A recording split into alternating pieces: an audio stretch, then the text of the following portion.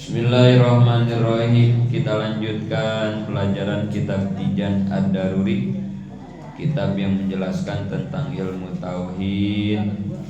Kita sudah berada di akhir penjelasan kitab Tijan, halaman 78. Wa annahu sallallahu alaihi wasallam. Kemarin sampai di situ kita sedang melanjutkan penjelasan wa annahu sallallahu alaihi wasallam. Wa annahu sallallahu alaihi wasallam yasbau bi pasdil qada. Sesungguhnya Kangjeng Nabi Muhammad sallallahu alaihi wasallam itu dapat memberikan pertolongan. Pertolongan atau sebutnya syafaat. Kangjeng Nabi mampu memberikan syafaat, pertolongan. Sebetulnya nanti yang bisa memberikan syafaat itu bukan hanya Nabi saja ya, bukan hanya Kanjeng Nabi Muhammad saja. Para nabi yang lain bisa, anak-anak yang soleh bisa, guru bisa. Cuma bedanya syafaatnya ada syafaat yang kecil, ada syafaat yang besar, bedanya gitu aja. Nah, yang bisa memberikan syafaat yang besar hanya satu, Kangjeng Nabi, namanya pipasil kodok gitu ya. Syafaat yang besar itu namanya pipasil kodok. Pipasil kodok itu apa? Memberikan syafaat pertolongan dalam keputusan hukum. Pipasil kodok itu artinya keputusan hukum. Jadi bahasa kitanya mah bisa ngerubah vonis gitu. Kan nanti kita teh dihisab, diperiksa amal kita. Udah diperiksa, terus kan ditimbang, amal kita teh ditimbang.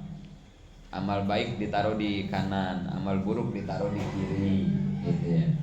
Nanti itu ketahuan tuh beratan mana amal kita. Beratan ke kanan apa beratan ke kiri kan gitu. Kanan. Kalau beratan kanan, insya Allah berarti udah aman, selamat kan itu ya. Kalau beratan kiri, nanti kan udah bahaya ya. Nah, Kangjeng Nabi itu punya syafaat pipaslil qada, walaupun kita udah beratnya ke kiri, gitu tuh ya. Walaupun kita udah beratnya ke kiri nih amal kita, jadi banyakkan amal buruk kita tuh ya. Berarti kan ponisnya udah jelas ke neraka. Karena beratnya ke kiri. Nah, dengan syafaatnya Nabi bisa ngerubah hukuman ponis. Padahal kita udah neraka ya pasti kan gitu. Tapi dengan syafaatnya Nabi bisa dirubah menjadi ke surga gitu. Nah, itu syafaat besar Nabi itu maksudnya. Nabi doang itu yang punya ya. Tapi dipikir-pikir ya aneh ya kalau nanti amal kita banyakkan amal buruk, aneh sebenarnya. Kalau boleh kita jujur-jujuran ya. Kalau nanti di akhirat ternyata amal kita banyakkan amal buruk, aneh. Anehnya apa? Karena umat Kangjeng Nabi mah udah dikasih banyak istimewaan sama Allah. Salah satunya ya, kalau kita punya niat pengen ngerjain amal buruk, punya niat gitu ya. Punya keinginan hati ya, terlintas dalam hati pengen melakukan amal buruk. Kalau misalnya gitu, misalnya tadi nih pagi-pagi nih tadi habis subuh, terus terlintas di hati, Senin sekarang mah kagak mau ngaji gitu. Kan itu kan berarti dosa ya. Ngaji kan wajib. Tiba-tiba kita nggak ada halangan, nggak ada apa, nggak mau ngaji gitu ya. Apa aja, malas atau apa ya. Berarti kan terlintas tuh di hati itu ya. Terlintas sesuatu yang buruk kan itu ya. Kira-kira itu jadi dosa apa enggak? Kalau punya lintasan hati ingin melakukan maksiat ya, kira-kira itu dosa apa enggak? Dosa ya, dosa. Cuman udah ditulis dosa belum? Sama malaikat ya, malaikat raqib, malaikat atid ya. Yang nyatat amal baik malaikat apa? Raqib nih di kanan, yang amal buruk atid di kiri. Nah itu kita ada niat jelek dosa, udah ditulis belum sama malaikat atid?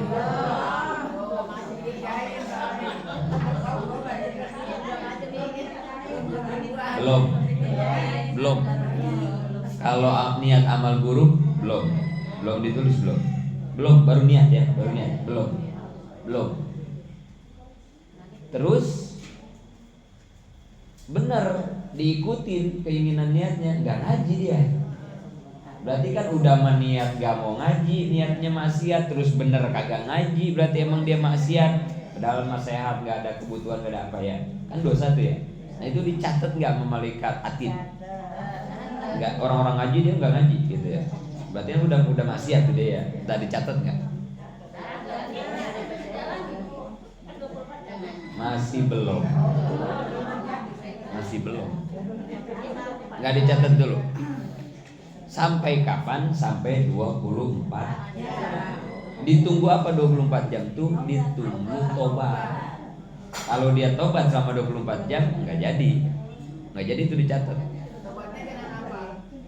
Istighfar, mohon ampun ya Allah, tadi kenapa saya kagak ngaji, padahal saya nggak ada kesibukan. Istighfar aja, istighfar.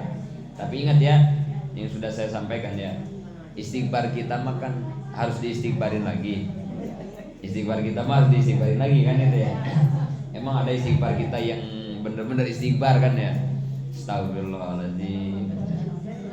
Kadang istighfar kita mah buat istighfarin, iya marah kan. Astagfirullah gitu. Jadi kayaknya kita mah istighfarnya, ya lah istighfarnya diistighfarin lagi. Makanya saya selalu ngingatin ya, istighfar kita harus di backup, harus diperkuat, harus di-backingin sama sholat ya, ingat-ingat ya. Jadi jangan cukup istighfar kita ya kalau tobat ya, tambah dengan sholat tobat ya. Sholat tobat ini udah istighfar terus sholat tobat 2 rakaat. Saya niat sholat tobat karena Allah, udah gitu aja 2 rakaat ya. Kalau dosanya sehari 5 kali sholatnya. Iya, sholat tobat tuh bukan 10 dosa 10 maksiat sholat tobat sekali, jangan ya. Jangan, pokoknya kalau maksiatnya 5 kali sholat tobat. 2 kali salam, 2 rakaat salam, berdiri lagi. Ini saya nobatin, tadi saya ngebentak orang gitu ya. Terus tadi saya nyakitin orang atau apa aja gitu. Ingat-ingat aja dosa kita ya. Pokoknya 1 dosa 1 sholat tobat ya. Gitu ya. Tobatin sama kita, nggak ngaji, sholat tobat dulu. Sholat tobat tadi saya nggak ngaji, tobat ya.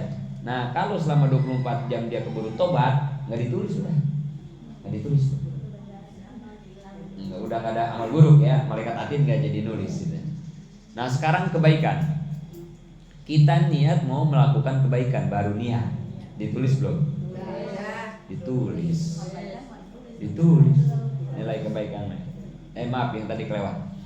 Yang tadi dia kagak tobat 24 jam gak ditobat.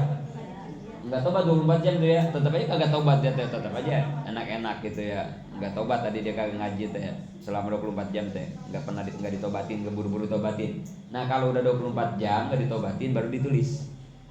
Nah, ditulisnya berapa kesalahan, berapa dosa. Kita enggak ngaji nih kan ya tadi ya dosa. Nah, ditulisnya malaikat atid dosanya berapa? 1 doang. Kalau maksiat dosa mah 1. 1 kali ngaji dosanya 1 dah. Itu kalau kesalahan mah 1 ya, 1 doang ditulisnya. Nah udah, sekarang kalau kita niat kebaikan, baru niat ditulis belum? Udah, kalau kebaikan mah ya, makanya sering-sering niat ya. Itu tuh udah dapet satu kebaikan. Tapi ingetin, jarang orang dikasih keinginan kebaikan ya. Jarang kan di hati kita ada begitu ya. Aduh, misalnya lagi ngaji begini ya, tiba-tiba terlintas di hati, aduh, ntar malam mau tahajud ah. Ada nggak? Iya, sekarang ada nggak yang punya rasa gitu? Nggak ada ya? Iya, maksudnya jarang kita dapat rasa keinginan niat sama Allah dikasih pengen melakukan kebaikan, jarang gitu ya. Jarang kan? Kayak tadi, aduh ntar malam pengen tahajud, kan nggak ada ya, nggak terlintas kan, nggak ada. Atau pulang ngaji ntar saya mau silaturahmi ke ende, udah lama nih saya nggak silaturahmi, kan nggak ada ya. Banyak kan teh kita jelek mulu ya yang ada tuh ya. Nah, keinginan melakukan kebaikan namanya apa? Keinginan hati untuk melakukan kebaikan disebutnya apa? Hidayah. Ya kan?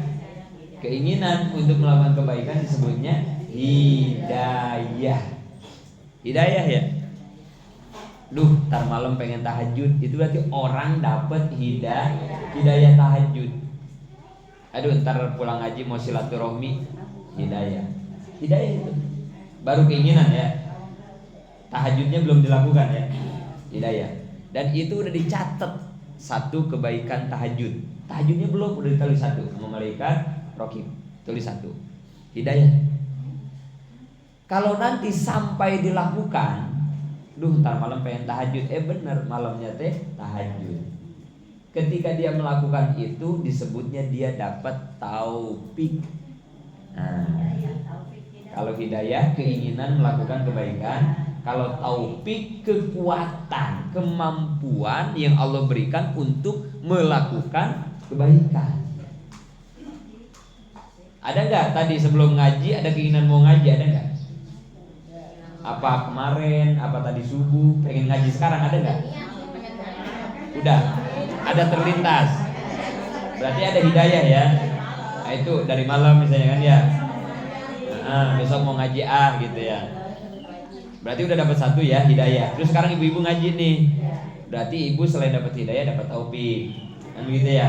Hidayah dan taufik untuk ngaji, gitu ya.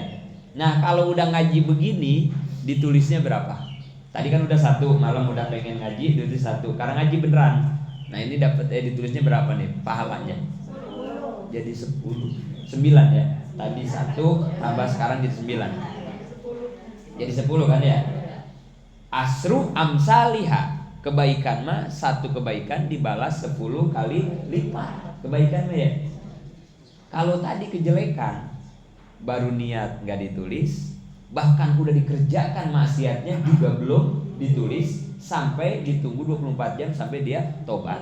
Kalau tobat nggak ditulis, kalau nggak tobat ditulisnya tetap satu. Tapi kebaikan baru niat ditulis 1, kalau dilakukan ditulis 9 jadi 10, kan gitu ya. Bedanya 1 banding 10.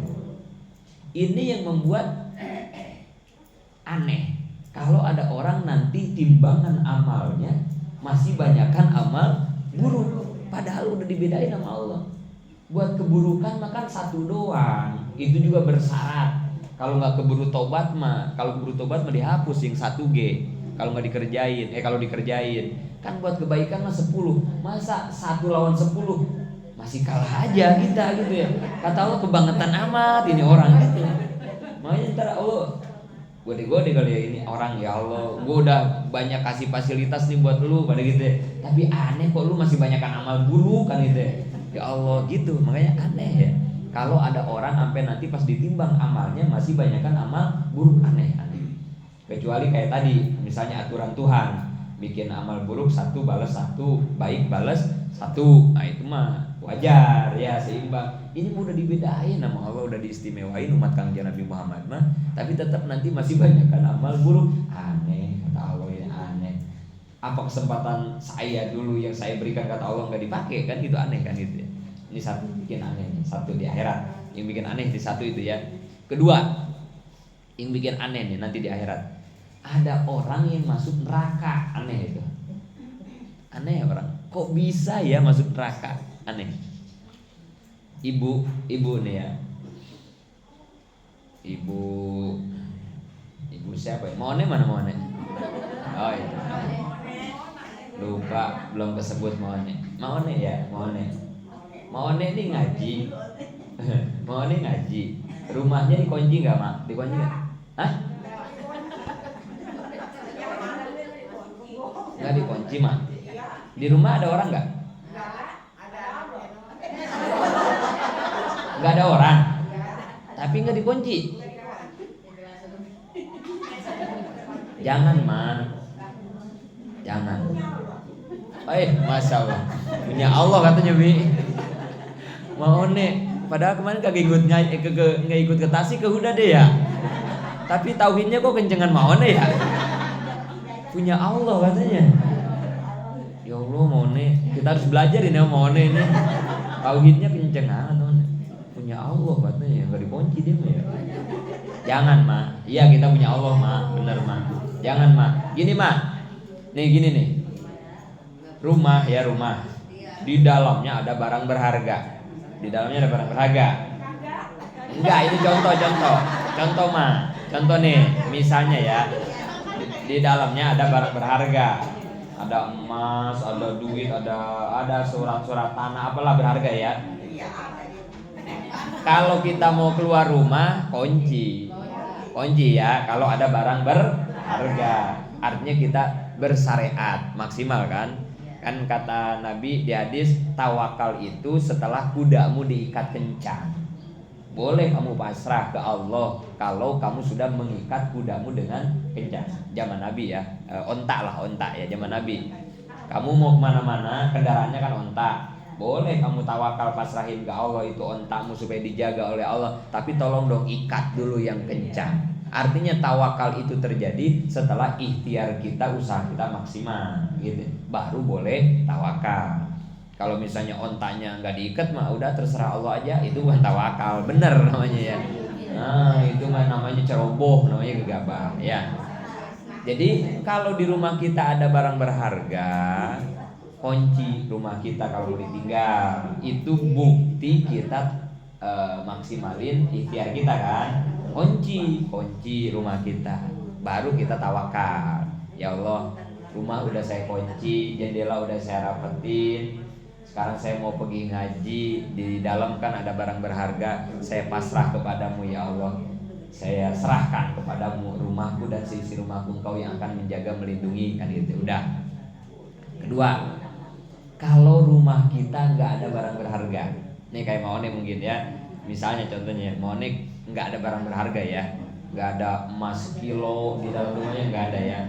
Nggak ada lah. Ya cuman piring kotor, misalnya pakaian cucian gitu, nggak ada yang berharga lah. Itu juga Maone harus dikunci. Ya, pintunya harus dikunci itu, walaupun begitu juga kunci, rapetin. Kenapa ini alasannya harus dirapetin? Supaya kita tidak berdosa kepada maling. Gak boleh kita berdosa sama maling, gak boleh kita bikin dosa sama maling. Maling kan mau bikin dosa ya, kita jangan bikin dosa. Apa bikin dosanya sama maling? Kalau rumah nggak dikunci, dosa kita apa? Kalau nggak dikunci ya, kalau nggak dikunci nih ya, dosa kita apa ke maling? Ngasih kesempatan. Satu ngasih kesempatan kan ya, maling jadi gampang dong masuk ke rumah kita. Karena nggak dikunci, itu satu dosanya. Tapi yang paling gede dosanya bukan itu sebetulnya. Kita ngeprank maling. Dia udah masuk. Emang maling masuk ke rumah kita gampang, susah? Tungak tengok, ya kan ya. Tungak tengok deg-degan, ya kan. Dan dia sudah membayangkan kan, di dalam saya dapat ini. Ya Allah, dia udah ekspektasinya udah tinggi ya. Wah, gua dapat ini ya. Pas ke dalam rumah Maone, ya Allah, cuman ada piring kotor, cucian baju. Kan jadi kita ngerjain maling kan ya. Nah, itu dosanya di situ Maone. Jangan bikin dosa kita sama maling. Kan kalau dikunci mah kali aja dia kagak bisa masuk, kecuali udah dikunci dia tetap masuk, dibongkar. Nah, itu mah salah lu kan gitu ya. Tahu nggak ada apa-apanya, udah maksa masuk ya, kita nggak dosa itu mah. Tapi kalau kita nggak kunci mah jadi gitu. Pas masuk teh kan kasihan, dia udah berhayal tinggi maling tuh ya. Berarti kita sama aja ngerjain maling Maone. Nggak boleh Maone. Kunci. Kunci ya, kunci. Jadi balik lagi Maone. Apa tadi Maone? Kita ke maling-maling apaan tadi kita? Pintu nggak dikunci. Maling. Mana sih Maone kok jadi maling dia? Pintu kan nggak dikunci Maone. Karena nggak ada barang berharga.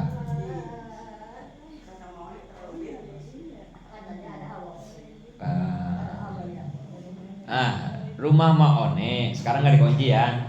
contohnya dikunci ya, Mone jangan gak dikunci ya. Tadi saya kan nanya ya, Mone rumahnya dikunci nggak? Enggak, kata Mone kan gitu ya. Saya jadi ngebahas masalah kunci rumah kan gitu ya.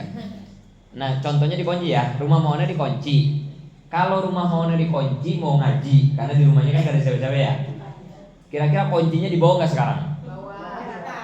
Enggak, contoh Mone ini maksudnya kalau dikunci. Kalau dikunci rumahnya kuncinya dibawa nggak? Dibawa. Kalau nggak dibawa diumpetin di bawah keset. Atau diumpetin ya, diumpetin ya. Artinya kalau kuncinya diumpetin Mone atau kuncinya dibawa Mone, kita yang bukan rumah Mone, yang punya rumah Mone ya, bisa nggak masuk rumah Mone? Kita kan ya, kuncinya di Mone atau diumpetin Mone, kita bisa nggak masuk rumah Mone yang terkunci, bisa nggak? Kenapa nggak bisa? Dikunci, kuncinya megang nggak? Nggak bisa, nggak bisa. Nah sekarang aneh kalau orang nanti ampe di akhirat masuk neraka, aneh yang kedua nih. Kenapa anehnya? Satu, kalau orang nggak ampe masuk surga ya, kalau orang nggak ampe masuk surga, sampai dia masuk neraka, ini anehnya. Kan surga mah ada kuncinya, ya kan? Kita masuk surga lewat mana? Kita nanti masuk surga ya, lewat mana? Hah? Kita kan masuk surga ya. Nanti kan kita masuk surga nih, lewat mana? Lewat pintu. Ya jangan bingung-bingung, lewat pintu. Maksudnya lewat pintu surga. Emang kita masuk ke rumah kita lewat mana? Lewat pintu kan, gak lewat jendela kan? Iya lewat pintu, masuk surga kita lewat pintu surga. Setiap pintu ada kuncinya nggak? Nah kan begitu ya. Kunci surga ada nggak? Apa? Miftahul jannah la ilaha illallah. Kuncinya surga la ilaha illallah. Jelas ya. Jadi surga ada kuncinya kalimat la ilaha illallah. Ibu-ibu udah punya belum la ilaha illallah? Punya ya. Udah la ilaha illallah kan? Satu, la ilaha illallah kita ketika baca dua kalimat syahadat.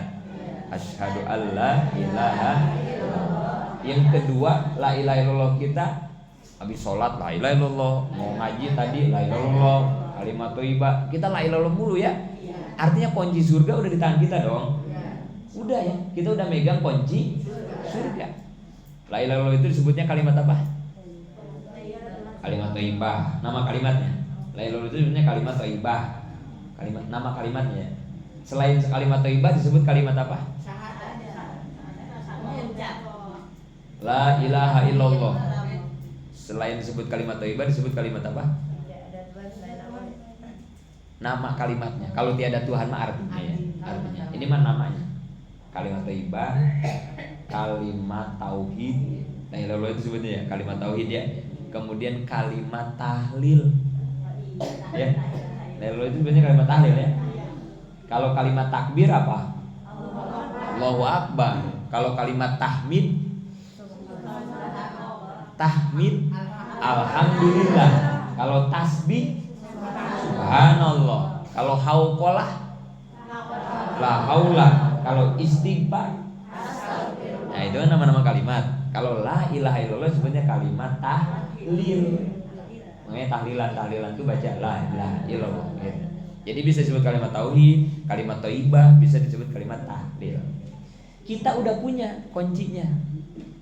Kunci surganya kita udah punya. Berarti kan tinggal masuknya doang. Orang udah megang kunci.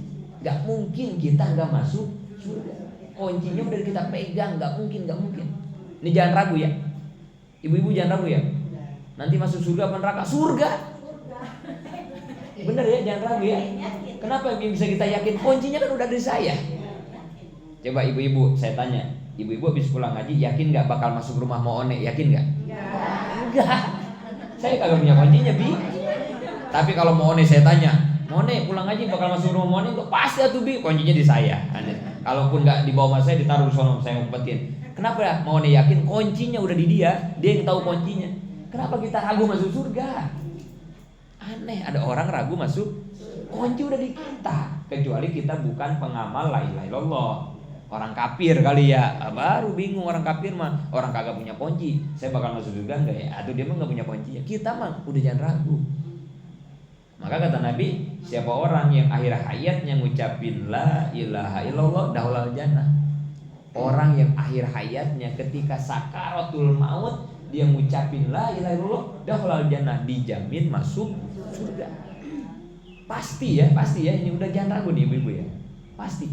Makanya kalau ada orang yang lagi sakarat, talkinin.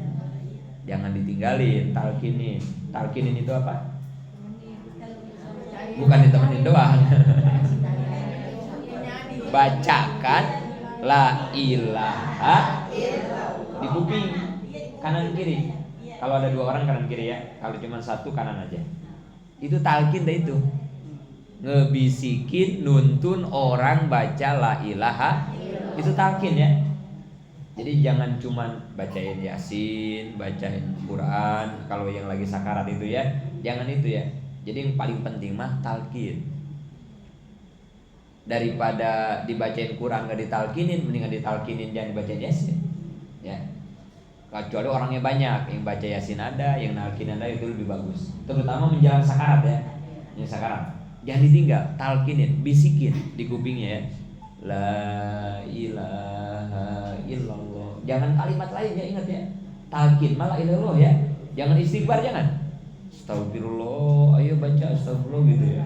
Jangan. Tahu sholawat jangan. La ilallah. Apalagi cuma disuruh nyebut, jangan. Pak nyebut, Pak nyebut. Baik. Jangan ya. Nanti jadi but.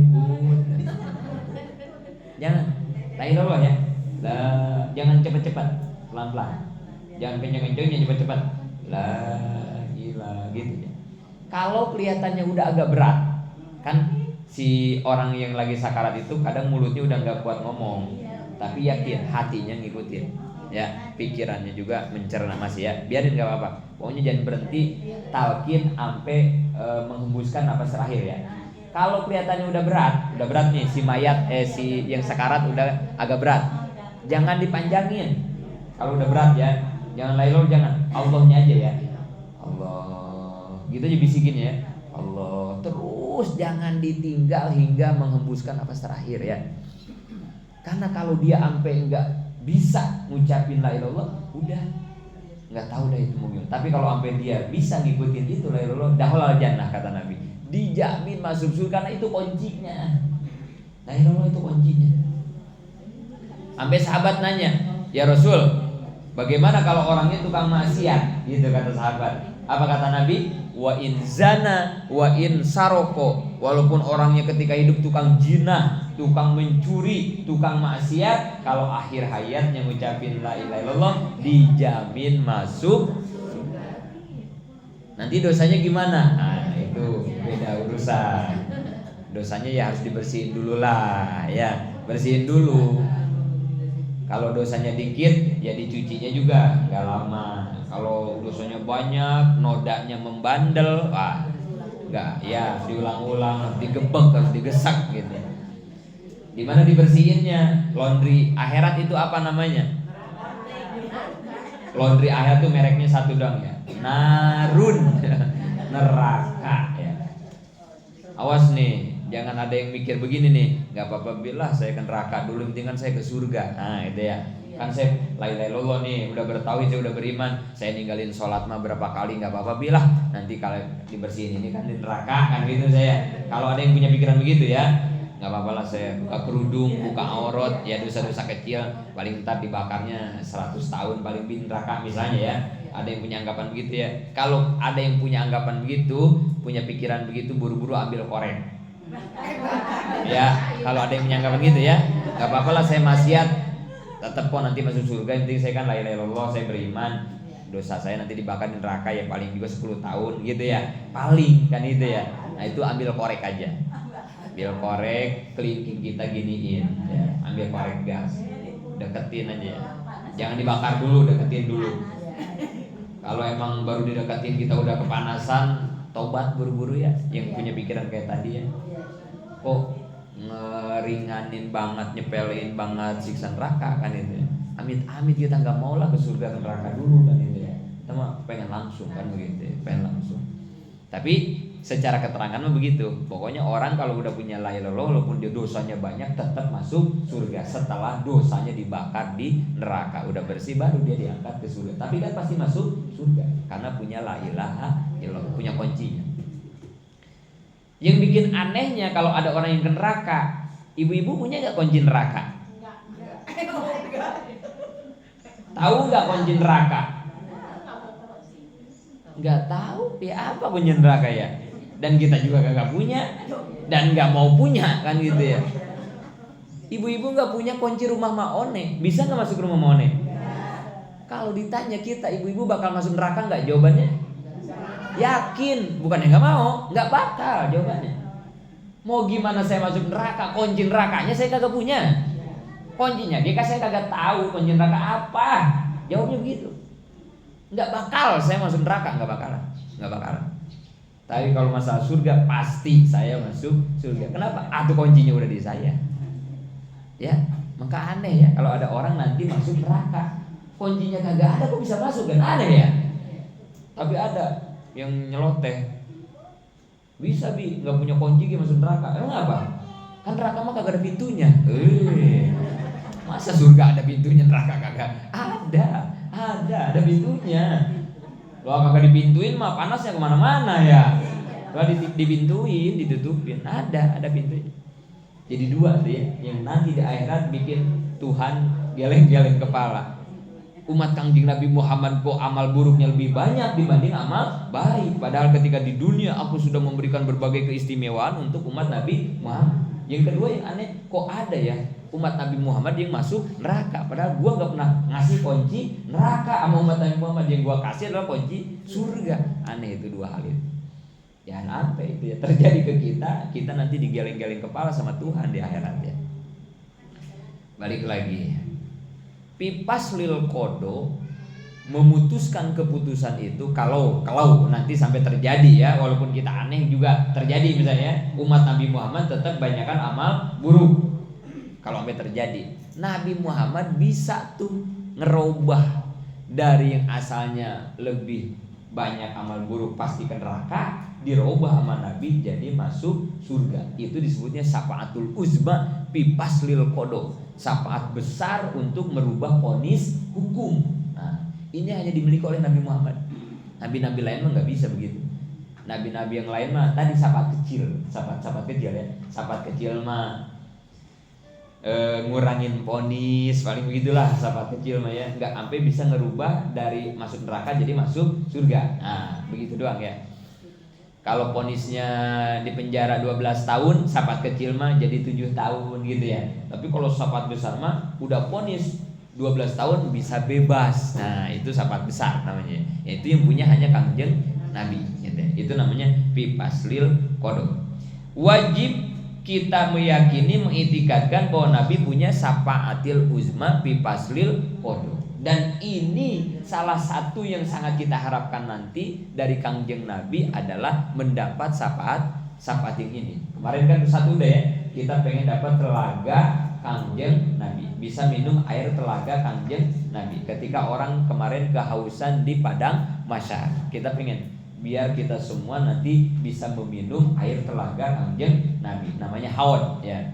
Auduka sabil mubarak wirduna yauman nusuri. Nah, nanti kita bakal datang bareng-bareng ke haud telaga Nabi dan kita akan meminum air telaganya. Kedua yang kita harapkan dari Nabi adalah syafaatnya. Karena walaupun tadi kita kayak orang aneh, tetap aja di hati kita ya kayaknya masih banyakkan dosa kita mah ya. Iya, kita walaupun nanti dianggap aneh ya, emang kayaknya kita yang aneh kita mah ya. Udah dikasih keistimewaan kayaknya emang kita mah nanti banyakkan dosa ya. Banyakkan dosa. Masuk ke surga, tapi kayaknya ke neraka nih banyakkan dosa kan gitu ya. Nah, maka sebelum itu terjadi, satu lagi yang bisa kita lakukan ya adalah mengharap mendapat syafaat Kangjeng Nabi. Wal habibur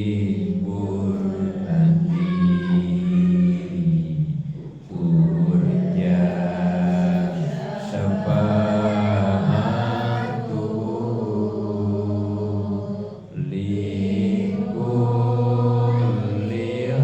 haulihi minar ahwali muqtahimi.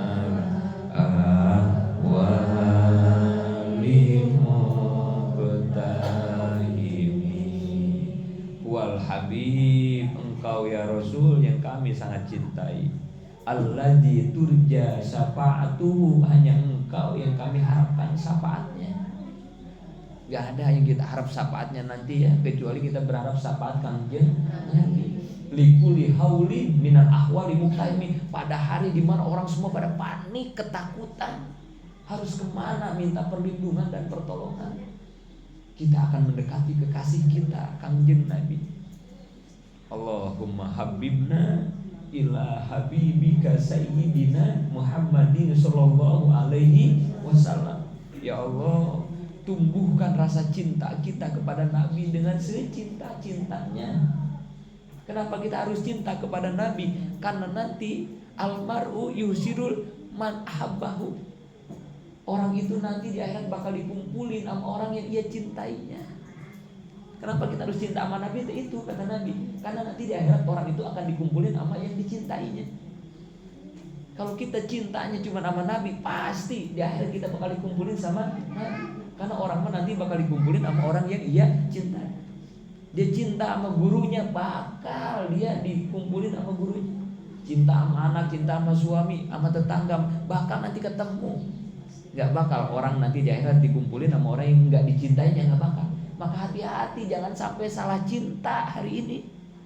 Di dunia jangan sampai salah cinta. Cinta kok ngepen kok sama artis. Ya, kalau kita sampai ngepen cinta sama artis ya, suka banget misalnya kan ya. Atau nanti berarti di akhirat kita dikumpulin sama dia. Terus emang artis bisa ngasih syafaat sama kita? Ya Allah, idolain kok pemain bola, jangan begitu ya. Ya Allah, jangan, hati-hati. Siapa yang paling kita cintai? Allah yang tertinggi kan ya. Jangan sampai ada kalah cinta ke Allah dengan cinta-cinta yang lain ya.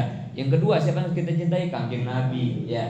Setelah Nabi, para sahabat, para wali, para guru, terus kan ya, baru nanti orang tua, terus anak dan lain-lain. Itu urutannya jangan sampai salah. Karena urusan cinta, urusan yang akan menentukan dengan siapa nanti kita di akhirat dipertemukan dan dikumpulkan. Kalau kumpul sama orang yang kagak bener, kita dapat apa di sana? Lu repot, gua repot kan gitu ya. Kita mau jadi ngadu masalah di akhirat kan gitu ya. Kemana nyari solusi? Nggak bisa. Maka itu siapa yang punya solusi di akhirat? Salah satunya Kangjeng Nabi.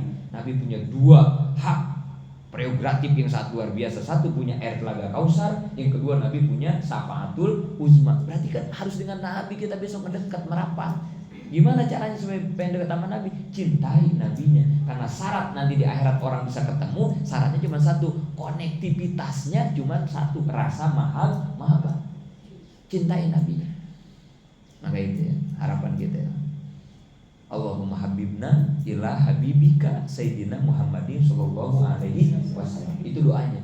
Ya Allah, tumbuhkan rasa cinta dalam hati kita, hanya cinta kepada Kangjeng Nabi. Kenapa harus cinta? Karena ada satu harapan dari kita.